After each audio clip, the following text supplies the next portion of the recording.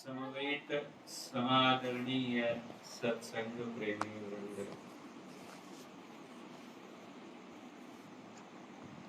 संत मीराबाई जो राजस्थान के राजघराने में रानी का दर्जा जिन्हें मिला हुआ था, उन्होंने संसार के सारे सुखों को ठुकराकर लोक कुल की मर्यादा को भुलाकर अपने को अनन्य भक्त के में समर्पित कर दिया। उनके बारे में कतिपय लोगों की मिथ्या धारणा है कि मां मीराबाई मात्र सगुणोपासिका थी, अर्थात सगुण की उपासना करती थी, क्योंकि अधिकतर जो हमें माता मीराबाई के चित्र देखने को मिलते हैं तो या तो हाथ में एक वीणा लिए हुए या फिर भगवान श्री कृष्ण की मूर्ति लिए हुए मिलते हैं, और उनके बहुत सारे पद्य भी उसी ओर इशारा करते हैं। लेकिन गुरु महाराज कहा करते थे कि चाहे वो भक्तन मीराबाई हो, गोस्वामी तुलसीदास जी हो, ये सब के सब पूरे संत थे, और कोई भी संत सिर्फ निर्गुण के उपासक या सिर्फ सगुण के उपासक नहीं हो सकते। साधना के सोपान है, साधना का क्रम है, और उस क्रम में सगुण उपासना से प्रारंभ करते हुए निर्गुण की उपासना और फिर सगुण और निर्गुण दोनों के पार जाने का लक्ष्य होता है, क्योंकि मुक्ति जो है, सर्वथा मुक्त अवस्था है, वो इन सब के परे है। आज ही हमने भगवान श्री कृष्ण का उपदेश सुना, उसमें भी वो वही कहते हैं कि एक ओर समस्त प्रकृति है और दूसरी ओर पुरुष हैं, या कहें पुरुष भी नहीं, पुरुषोत्तम। क्योंकि कई जगह प्रकृति और पुरुष इन दोनों का जो उल्लेख आया है, उसका संदर्भ क्या है कि बहुत बार सिर्फ जड़ प्रकृति को प्रकृति, और जो निर्गुण या चेतन प्रकृति होती है उसे पुरुष के, और फिर कहा कि प्रकृति और पुरुष के परे, निर्गुण सरगुण के परे तहें हमारा ध्यान। कबीर साहब कहते हैं जो सगुण और निर्गुण दोनों के परे है, वहां पर मेरा लक्ष्य है, वहां मेरा निशाना है, वहां मेरा गंतव्य है। दोनों को पार करना है, और दोनों को पार करने के लिए दोनों का ही सहारा लेना पड़ता है। जैसे हम नदी, तालाब या समुद्र को पार करना चाहें तो उसके जल का सहारा लेते हुए ही उसे पार करना होता है। जल का सहारा लेते हुए, उसी में हाथ पांव चलाते हुए और आहिस्ता आहिस्ता जल को पीछे छोड़ते हुए हम लोग जल के उस पार चले जाते हैं। वैसे ही यदि हमें सगुण प्रकृति के पार जाना हो या निर्गुण प्रकृति के पार जाना हो, तो इन्हीं का सहारा लेते हुए इन्हें पीछे छोड़ना होता है। जिसे संत कबीर साहब ने कहा, कहे कबीर सुनो भाई साधो, जगत पीठ दे भालो। अगर हम लोग इस स्थूल संसार को छोड़कर चले जाएं, तो हमारी पीठ जो है सिर्फ स्थूल संसार की ओर होगी। अगर कोई ऐसा ध्यान करते हैं कि उनकी चित्तवृत्ति पूर्णतः एकाग्र हो गई, उनका ध्यान सिमट गया और वो स्थूल शरीर और स्थूल संसार को छोड़कर अंदर प्रवेश कर गए, तो दोनों चीजें उनके पीछे छूट गई। इसी को कहते हैं जगत को पीठ दिखाना। लेकिन स्थूल शरीर और स्थूल संसार पीछे छूट गया, अब कहाँ है प्रश्न किया जाए तो क्या उत्तर होगा कि अब मैं सूक्ष्म संसार में हूँ, मेरा सूक्ष्म शरीर है, और उस सूक्ष्म शरीर के सहारे मैं सूक्ष्म लोक में विचरण करता हूँ। तो क्या छूटा स्थूल जगत की ओर पीठ दिखाना हुआ, लेकिन सूक्ष्म जगत तो अभी भी सामने खड़ा है, उसका असीम विस्तार हमारे सामने है, उसे भी छोड़ना है। उसे भी छोड़ दिया और कारण जगत में पहुंच गए तो स्थूल और सूक्ष्म जगत की ओर पीठ तो दिखा दी, लेकिन अभी भी सामने अथाह साम्राज्य पड़ा हुआ है, कारण मंडल का, महाकारण जगत का, और इन सब को पार कर गए तो जड़ प्रकृति को, जड़ संसार को पीठ दिखा दी, लेकिन चेतन का सागर अभी भी हमारे सामने। तो क्रम क्रम से एक एक संसार को पीछे छोड़ते हुए जाना होता है। जब सबसे पहले स्थूल शरीर को हमें छोड़ना है, स्थूल संसार को छोड़ना है, तो उसके लिए सहारे क्या हैं हमारे पास? हमारी आकांक्षा है, क्योंकि हम जानते हैं कि जब तक इस स्थूल शरीर को छोड़ेंगे नहीं, तब तक हमारी आगे की यात्रा का प्रारंभ ही नहीं होगा। तो छोड़ना है, ये निश्चित है, इस स्थूल शरीर को। इस स्थूल शरीर को छोड़ने के लिए क्या सहारे हैं हमारे पास? भक्ति करनी है, हमें परमात्मा की ओर चलना है। टूल्स क्या है हमारे पास? तो अभी तो मेरे पास यही शरीर है जो स्थूल शरीर है, और इसी संसार में मैं हूँ। इस संसार को इस शरीर में रहते हुए ही पार करना होगा। तो आरंभिक जो उपादान है वो तो स्थूल संसार और स्थूल शरीर ही है। अगर नहीं होता तो हम साधना कहाँ करेंगे बताइए? जब हम रोज ध्यानाभ्यास में बैठते हैं तो क्या कहते हैं? समम काय शिरो ग्रीवम धारयन् अचलम स्थिरः, कहते हैं संप्रेक्ष्य नासिकाग्रम स्वदिशश्चानवलोकयन्। क्या कहते हैं? कि अपनी काया को, अपने धड़ को, अपनी गर्दन को और अपने मस्तक को सीधा रखकर बैठो। तो किसका सहारा ले रहे हैं हम लोग? यदि हम इनको सीधा रख के तन के न बैठे और थोड़ा पीछे तकिया लगाकर और ऐसे बैठ जाएं, ध्यान तो कर ही रहे हैं ना, जब तो हो रहा है, जब भी तो करना है। कल ही आया था सुमन का पोस्ट और आप जगना है, अलार्म बज चुका है, तो उठ गए, बैठ गए, जब कर रहा हूँ ना, और बैठ गए पीछे आराम से तकिया लगाकर और बोल रहे हैं ना जब शुरू है। आराम से बैठ गए तो क्या होगा? थोड़ी देर तो जब चलेगा और उसके बाद सुख की निद्रा में चले जाएंगे। होता है ना?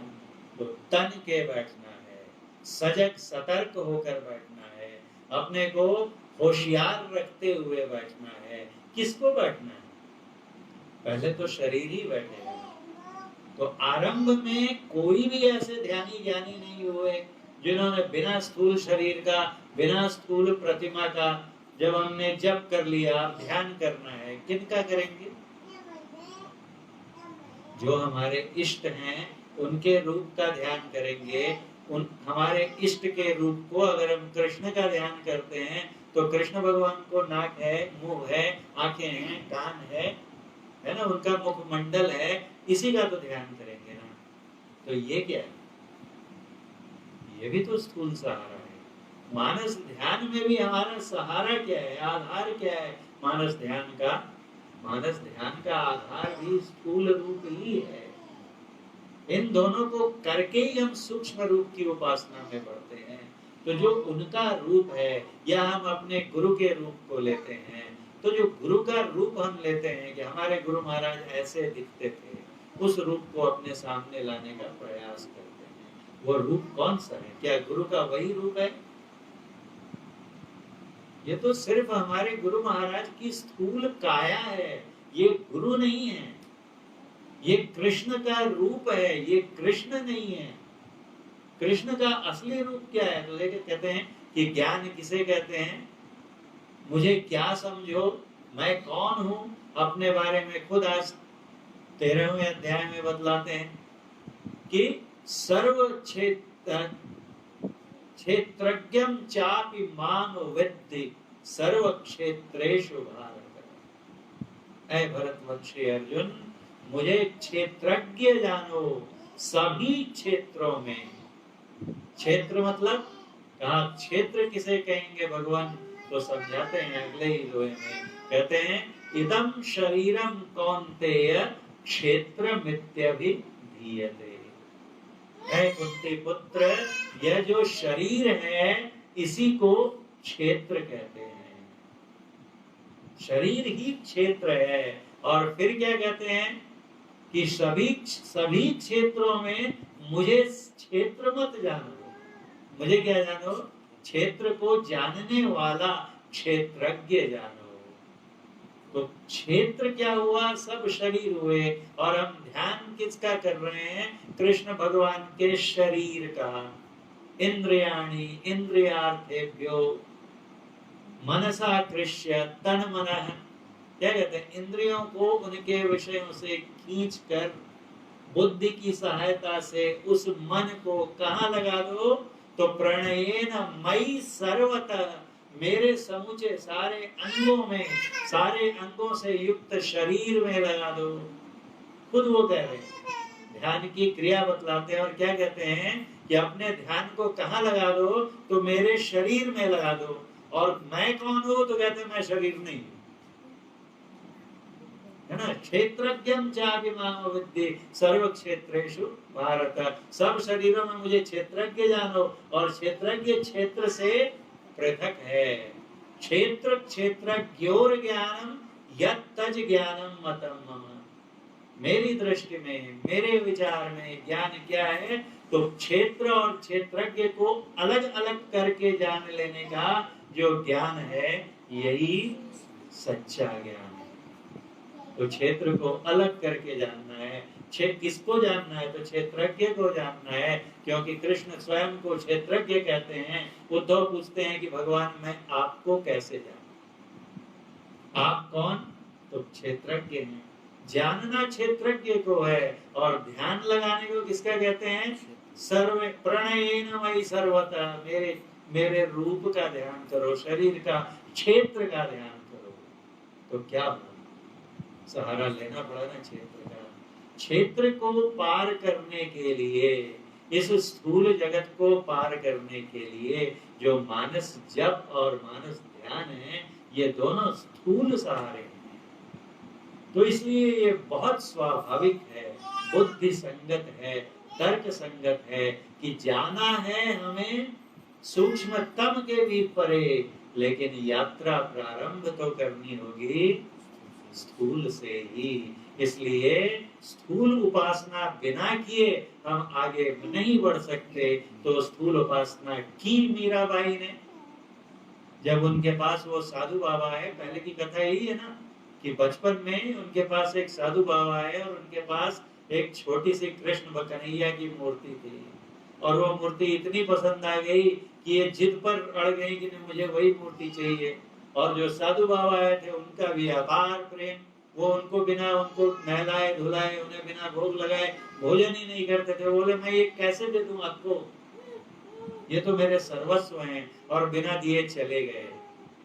और चले गए तो क्या हुआ, इधर तो मीराबाई खाना पीना छोड़ देती हैं, छोटी सी बच्ची हैं। और उधर उनका क्या होता है, जो लेकर चले गए कृष्ण कन्हैया की प्रतिमा, तो सपने में आते हैं कृष्ण भगवान और कहते हैं कि दे दो। और जब जिनके आराधक हैं वही आकर बोल रहे हैं दे दो, तो क्या करेंगे, अगले दिन जाकर दे देते। उपासना का प्रारंभ, और तभी से मीराबाई ने कहा कि अब यही मेरे पति हैं। पकड़ के जबरदस्ती उनका विवाह करा दिया गया राणा के साथ में, लेकिन मन से तो उन्होंने पति मान लिया था कि नहीं कृष्ण कन्हैया। ये जो मन से उन्हें पति मान लेना, मन से उनकी सेवा करना, मन से उन्हें भोग लगाना, ये जो चरण थे उनकी उपासना के, ये स्थूल उपासना के चरण। यहाँ से उन्होंने प्रारंभ किया। वहीं से गोस्वामी तुलसीदास जी ने भी शुरू किया था। जब अपने पत्नी की फटकार लगी, पत्नी के प्रेम में इतने बावले, इतने दीवाने, ऐसे ही रात थी, सावन नहीं भादों की रात थी, और उसमें पत्नी मायके गई हुई थी, और अचानक ऐसा दीवानापन आया कि चले मिलने, और बारिश हो रही है, नदी में पार कर गए, और वहां से पहुंचे पत्नी के पास, चार दीवारी सब सो चुके हैं और कंपाउंड वॉल को पार करके और अंदर जाके कमरे में पहुंच गए। तो अगर आज के जमाने की पत्नी होती, कहती वाह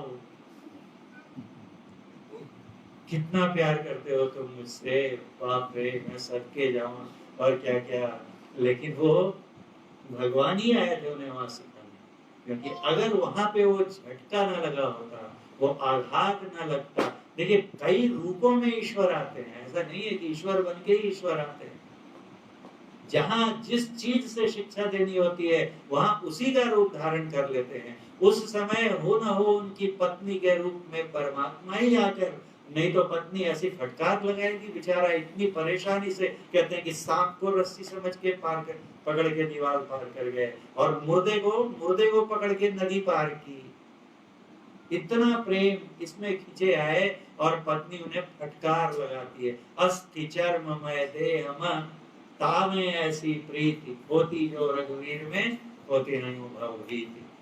कहते मेरी जो हड्डी और चमड़े के बने शरीर में तुम्हारी इतनी प्रीति है, अगर ऐसा प्रेम उस रघुवीर में लग जाता तो फिर भव का भय खत्म हो जाता। अब ऐसी फटकार, बेचारे पूरा तो उनका जो उनकी काम वासना कहाँ काफूर हो गई होगी कि जिनसे मिलने इतनी तकलीफें उठाकर पहुंचे और उन्होंने फटकार लगा दी। उस समय जो छोड़ा क्रोध में तो चले ही गए, फिर कभी पलट के नहीं। बाद में अवश्य पश्चाताप तो वही होगा, संसारिक मन लिए पत्नी को।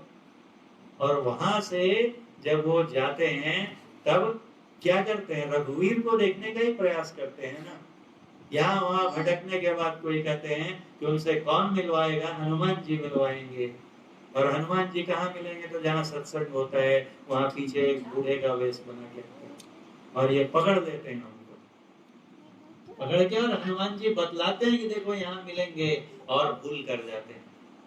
आते हैं और भगवान दिखते भी हैं, ये देखते भी हैं, लेकिन पहचान नहीं पाते हैं। तब फिर दोबारा आते हैं और फिर जब तिलक लगा रहे हैं उस समय भी ये नहीं पहचानते। तब वहां से हमने चित्रकूट के घाट पर भेजा। तो उपासना वहां से प्रारंभ करते हैं, लेकिन वही मीराबाई आज क्या लिखती है, वहां से आगे बढ़ते बढ़ते, केजी की क्लास से आगे बढ़ते बढ़ते आज पीएचडी डीलिट की थीसिस लिख रहे हैं। देखिए क्या कहती हैं कि ऊंची अटरिया लाल किवड़िया और निर्गुण सेज बिछी। जो सेज है, जो बिछावन है, वो निर्गुण का है। कहाँ पर, तो जो अटरिया है, मकान है ऊंचा, प्रासाद है, उसकी ऊंचाई पर। ये जो हमारा स्थूल जगत है या प्रकृति है, ये ब्रह्मांड है, स्थूल ब्रह्मांड, इसकी ऊंचाई पर जाना है। और वहां क्या है, तो लाल किवड़िया, किवाड़ मतलब दरवाजा, लाल दरवाजा लगा हुआ है। दरवाजे को खोलोगे तो वो यात्रा शुरू होगी, जहां जाकर वो निर्गुण पलंग मिलेगा जिस पर तुम्हारे प्रियतम लेटे हुए। इस किवाड़ को खोलना है। लाल किवाड़ क्यों कहा, क्योंकि लाल जो है प्रकाश। देखिए हम लोग दीपक जलाते हैं, अगरबत्ती जलाते हैं, तो जो प्रकाश का रंग कैसा होता है, लाल दिखाई देता है। असल में है नहीं, लेकिन दिखाई देता है ऐसा, क्योंकि उसमें बहुत से तत्व मिले रहते हैं। तो ये लाल या पीला दिखता है, ये लाल रंग यानी प्रकाश का दरवाजा लगा हुआ है ना। आश्चर्यजनक बात कि प्रकाश के दरवाजे से परमात्मा को छिपा दिया गया है। उधर दूसरा साम्राज्य जो है, जैसे हमको उधर जाना हो और यहाँ दरवाजा लगा हो, तो क्या करेंगे, दरवाजे को खोलेंगे तब जाएंगे। घर से बाहर जाना है तो क्या करना होगा, दरवाजा बंद है, दरवाजे को खोलकर ही जा सकते हैं। वैसे ही शरीर के अंदर में, ब्रह्मांड के अंदर में एक दरवाजा लगा हुआ है। इस शरीर को पार करना चाहते हैं, इस पूरे स्थूल जगत को पार करना चाहते हैं, तो उस दरवाजे को खोलना होगा। किस दरवाजे को, जो प्रकाश का कपाट है। अब प्रकाश का भी कपाट होता है कि नहीं होता है। तो हिरण्मयेन पात्रेण सत्यस्यापि हितम मुखम। कहते हैं वो जो ब्रह्म है उसका चेहरा ढका हुआ है। किससे ढका हुआ है?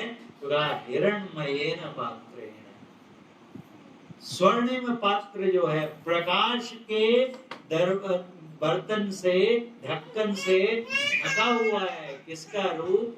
परमात्मा का मुखमंडल। तो क्या करो? तो कहते हैं अपावृणो तत्त्वम अपावृणो। क्यों? तो कह सत्य धर्माय दृष्टये, मैं सत्य धर्मा हूँ, मैं तुम्हें देखना चाहता हूँ, लेकिन सत्य का मुख जो है छिपा हुआ है। किससे? प्रकाश के, प्रकाश पात्र से उसको हटा दो। यानी प्रकाश के दरवाजे को खोलना है। और हमारी हालत अभी कैसी है कि अंधकार में पड़े। खोलना है प्रकाश के दरवाजे को। और वहां जब पहुंचने लगते हैं तो कहते हैं क्या होता है? पचरंगी झालर शुभ सो है। पचरंगी झालर लगाते सजाने के लिए हम लोग, तरह तरह के रंग के लाइट सब सीरीज लगाने लगे। पहले तो झालर लटकाते थे। तो जो झालर है कहते हैं पचरंगी झालर है। ये सब संकेत हैं और ये पक्के प्रमाण हैं जो प्रमाणित करते हैं कि भक्तन मीराबाई, संत मीराबाई सिर्फ सगुण की उपासना नहीं, निर्गुण की भी उपासना करते हैं। या पचरंगी झालर क्या है? तो गुरु महाराज कहते हैं कि अंदर में जब साधक ध्यान में जाता है तो पांचों तत्वों के, जो भी हम सुन रहे थे, पंच महाभूत, क्षिति जल पावक गगन समीरा, पंच रचित अति अधम शरीरा। ये शरीर जो जिन पांच तत्वों से बना है, उन पांच तत्वों के अलग अलग रंग हैं। याद करने के लिए बहुत बार हमने क्लू रहता है, बताएं। पृथ्वी पीला, ऐसा है। उसके बाद जल, ल, जल का ल, जल से लाल। उसके बाद पावक, अग्नि पावक, क से अग्नि काला। फिर हवा हरा, हरा। और आकाश, श से श्वेत। ये पांच रंग के स्याही सुरख सफेदी होई और जरद जात जंगाली सोई। संत तुलसी साहब कहते हैं स्याही सुरख। स्याही किसे कहते हैं? स्याह बोलते हैं। ऐसा देखा कि भय के मारे उसका जो रंग स्याह पड़ गया। स्याह मतलब काला। स्याह उर्दू में स्याह मतलब काला होता है। स्याही सुरख, सुर्ख तो उसका चेहरा है। आफताब तसद्दुक लाख है। पलटू साहब कहते हैं उस देश की बात मैं कहता हूँ, आसमान के बीच सुराख है जी, बादशाह उसी बीच बैठा है ना, उसी में। आफताब तसद्दुक लाख है जी, सुर्ख तो उसका चेहरा है। उसका चेहरा कैसा है? पीला। ये पीला जो रंग है, सुर्ख मतलब होता है पीला। ये पीला क्या है? पीला रंग है। किसका? पृथ्वी का। ये सब रंग है। स्याही, काला, सुर्ख, सफेद और क्या है? सॉरी, सुर्ख मतलब लाल। सुर्ख मतलब लाल। उसके चेहरे पर छाई हुई सुर्खी, कहते हैं ना, लाल सुर्खी, लालिमा। सुर्ख मतलब लाल और जर्द पड़ जाना, जर्द हो जाना मतलब पीला पड़ जाना। कहते हैं खून की कमी हो गई है क्या? चेहरा तुम्हारा जर्द हो गया, पीला पीला चेहरा दिखने लगा तो जर्द हो गया, पीला। जंगाली, जंगाली हरा है नीला। ऐसे पांच रंगों के जो प्रकाश दिखते हैं, जगमगाते हैं अंदर में, मानो पचरंगी झालर लगी हुई है। उससे हमारा अंतराकाश शोभायमान हो रहा है, उसे देखता है। और फिर कहती हैं आगे देखिए, बाजू बंद कड़ूला सो है, मांग सिंदूर भरी। ये जो पद्य जब लिखा गया है तब मीरा सांसारिक रूप से विधवा हो चुकी थी। उनके पति की मृत्यु हो गई थी और विधवा स्त्री, और वो भी राजस्थान में, जहाँ की सती की प्रथा थी कि पति की मृत्यु हो जाए तो जबरदस्ती पकड़ के पत्नी को भी चिता पर जला दिया जाता था। वहां सिंदूर लगाकर घूमने का तो प्रश्न ही नहीं उठता है। और मां मीराबाई क्या कहती हैं? मांग सिंदूर भरी। मांग ये ऊपर होती है, सिंदूर फिर से लाल प्रकाश। मांग ऊपर अंधकार में जब हम देखते हैं तो मूर्धा जो होती है हमारी, मस्तक जो होता है, वहां पर सिंदूरी रंग प्रकाश का दिखता है। किसकी ओर संकेत है? कोई विधवा औरत तो मांग में सिंदूर नहीं लगा सकती, तो इसलिए यहाँ पर भी इशारा उसी का है कि मुझे मांग सिंदूर से भर गई, अर्थात मैं अपनी मूर्धा में प्रकाश के दर्शन कर रही हूँ। और जब प्रकाश में पहुंचते हैं तो वहां से मन चलना शुरू करता है। गुरु महाराज कहते थे, क्षुरस्य धारा निशिता दुरत्यया दुर्गम पथस्तवयो वदन्ति, कि जो चलना है वो मार्ग कैसा है, तो छुरे की धारा से भी पैना है, खनी हो तीखी। गुरु नानक देव जी कहते हैं, तलवार की धार से भी पतला, बालहु नीकी, बाल से भी महीन। तो डर लग जाता है कि इतने पतले रास्ते में घुसेंगे कैसे, इतनी तेज धार पर चलेगा कौन।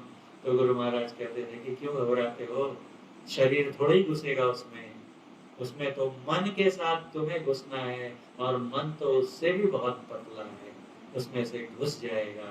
तो मन रूपी भुजा, और भुजा में यहाँ पहनते हैं कड़ा कंगन, और इसके ऊपर यहाँ पहनते हैं बाजूबंद। तो शुरू में नीचे जो है ऐसे हाथ रखते हैं, तो नीचे क्या है, कड़ा, और ऊपर बाजूबंद। तो कहते हैं बाजूबंद कड़ूला सो है, कड़ूला मतलब कड़ा चूड़ी, ये कड़ूला यहाँ है। मन रूपी भुजा के नीचे भाग में क्या है, तो कहा दम है। दम अर्थात इंद्रिय निग्रह की साधना, प्रकाश का ध्यान, ज्योति का ध्यान, दृष्टि साधन। ये क्या है, तो मानो मन रूपी भुजा में हमने कड़ा लगा लिया। जो हम लोग बिंदु ध्यान करते हैं, ज्योति ध्यान करते हैं, वही कड़ा है। और उससे आगे बढ़े, प्रकाश से आगे बढ़े, तब प्रकाश तो छूट गया, अब प्रकाश भी नहीं है, निरख निरख ज्योति तज दीजिए, तब किसका सहारा बच जाता है। अभी अगर बिजली चली जाए और पूरा अंधेरा हो जाए और आवाज आ रही हो, तो प्रकाश नहीं है, फिर भी आवाज को पकड़ के हम जा सकते हैं। तो जब प्रकाश या रूप छूट जाता है, तो शब्द या अरूप का सहारा होता है। तो शब्द को पकड़ना है, और शब्द जब पकड़ता है मन, तो मानो बाजू बंद। शब्द की साधना क्या कहते हैं, शम। दम मतलब कि इंद्रिय और मन सबका साथ साथ में साधन हो, तो उसे कहते हैं दम। दसों इंद्रियां और मन, दम। मन और इंद्रियों का निग्रह साथ साथ होता है, तो वो दम है। ये कैसे होता है, दृष्टि साधन से। और जब इंद्रियां पीछे छूट गई, अब सिर्फ मन रह गया, तब सिर्फ मन का निग्रह करना है, उस साधना को कहते हैं शम। जब शम में हम सफल हो जाते हैं, तो सम हो, समता आ जाती है। कि मन के ही कारण, तो मन के जीते जीत है, मन के हारे हार। किसी ने कहा कि ये पूरे संसार की स्थिति मन के चलते है। अगर मन विलीन हो जाए, तो संसार का अस्तित्व समाप्त हो जाएगा। संसार में जो देखते हैं, इस हाथ में लेके कितना भी घुमाते रहें, तो थोड़ा तो मन में भावना आएगी, लेकिन अगर वो अंदर नहीं ले जाती है, तो नहीं होगा। सुमिरन का थाल ले लिया मन के हाथ में, यानी कौन सुमिरन करेगा, मन करेगा। भजू मन सतगुरु सतगुरु सतगुरु। भजू जिह्वा सतगुरु सतगुरु नहीं कहते। हम लोग गाते हैं जिह्वा से, लेकिन गाते समय अगर मन कहीं और जा रहा है, और सिर्फ जम के तालियां बजा रहे हैं, और भजू मन सतगुरु सतगुरु सतगुरु जी कर रहे हैं, तो नहीं होगा। मन से बजना है। जो भी आपका लक्ष्य है, उस पर मन टिका रहना चाहिए। सुमिरन थाल हाथ में लीना, शोभा अधिक बली, सेज सुखमना मीरा सोए। अब ये तो बिल्कुल क्लियर है, स्पष्ट, कि मीरा कहाँ सो रही है, तो सुखमना यानी सुषुम्ना। सुषुम्ना की सेज पर सोती है। शुभ है आज घड़ी। जिस दिन सुषुम्ना का बिछावन मिल गया, सोने को बिस्तरा मिल गया, तो समझिए कि कितना शुभ हो गया। सुषुम्ना में प्रवेश, सुषुम्ना का बिछावन मिल जाना मतलब कि मुझे उसमें जगह मिल गई सुषुम्ना होकर जाने की। तो स्पष्ट यहाँ पर संकेत है कि सिर्फ यही गाती हैं ऐसा नहीं है। सहजो बाई वो भी राजस्थान में ही हुई, वो भी ऐसी ही बात कहती हैं, भया जी हरि रस की मतवारा, आठ पहर झूमत ही बीते, डार दियो सब भारा, इड़ा पिंगला, क्या कहते हैं, इसके ऊपर पहुंचे, है ना, इड़ा पिंगला कहाँ, इड़ा पिंगला ऊपर पहुंचे, सुषमन घाट उघारा। इड़ा और पिंगला के ऊपर पहुंच गए और सुषुम्ना का घाट खोल दिया। और तब वहां पर क्या हुआ, बोले साहब मन थक गया, सब जम का दम हार गया। तो ये जो पद्य है मीराबाई का, ये बिल्कुल स्पष्टता के साथ प्रमाणित करता है कि मीराबाई निर्गुण की उपासना करती थी। बिना निर्गुण की उपासना किए संभव ही नहीं है, क्योंकि परमात्मा तो सगुण और निर्गुण दोनों के पार में है।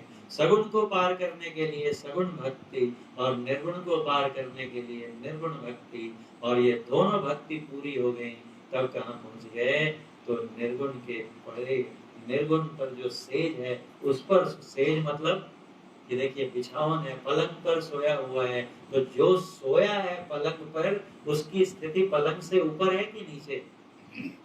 सोने वाला पलंग के ऊपर सोता है, यानी परमात्मा जो है निर्गुण के ऊपर है। निर्गुण के ऊपर जब हम पहुंचेंगे तब परमात्मा के दर्शन। तो ये जो संतमत की साधना है पूरी इसमें संकेत रूप में छिपा कर रखी गई है। और अगर हम ये साधना करेंगे तो हम भी कभी ऐसे पद्य को सिर्फ गा नहीं, उसे अपना सकेंगे, उसे अपना बना सकेंगे। विधि तो जानते ही, कसर जो है करने में है, करना है। बस गुरु महाराज कहते थे कि उकताओ नहीं, घबराओ नहीं, मंजिल लंबी है, उकताने से नहीं, सबूरी। साईं बाबा क्या कहते थे, दो ही मंत्र देते थे, श्रद्धा और सबूरी। श्रद्धा रखो अटूट, एक सर्वेश्वर पर अचल विश्वास, पूर्ण भरोसा, अपने अंदर में ही उनकी प्राप्ति का दृढ़ निश्चय। यह है श्रद्धा। और सब्र, संतोष के साथ करते चलना है, करते चलना है।